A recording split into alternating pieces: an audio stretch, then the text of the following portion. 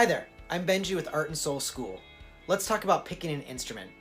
So you have a child who's interested in music. They're always singing, they're banging on things, right? Or they just light up whenever they hear music playing in the background. What instrument should they start with? What age is appropriate to get started? And what if they want to play a different instrument than the instrument you want them to play? What should you do? You are not alone. We get this question all the time. So let's talk about some options. First off, the choice of instrument comes down to two key factors: age and preference.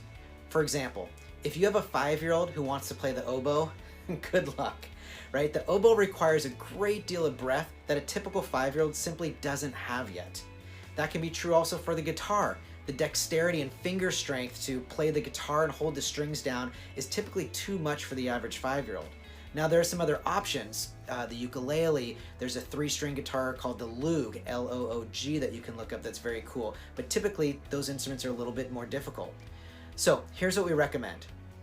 For students between the ages of 2 and 7, we recommend a program called Music Fun Time.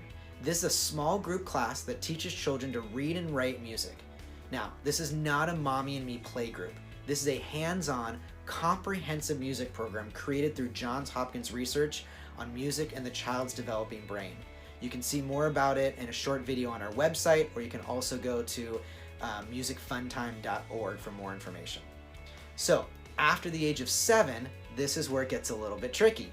In general, the best instrument to start with is the piano. The piano is laid out very logically.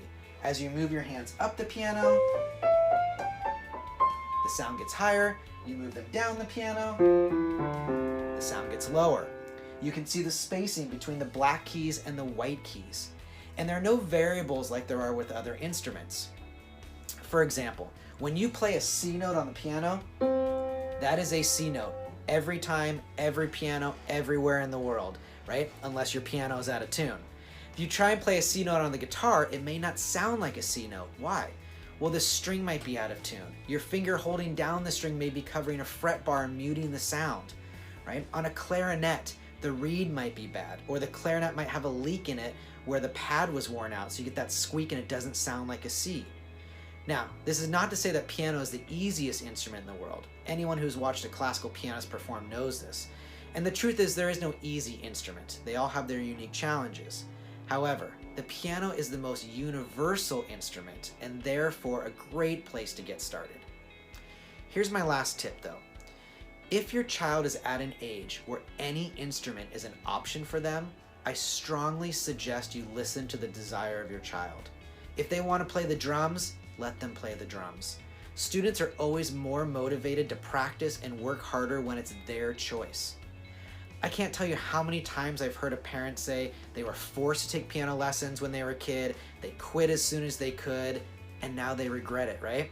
We all have a choice, and if your child is really drawn to an instrument, I would recommend letting them start with that. It will help foster a love for the instrument and music lessons because they chose it, and they took ownership of their decision. It's a great thing for them to learn. So to find out more about age-specific instruments, you can visit our website at the link below. If you have any questions, let us know.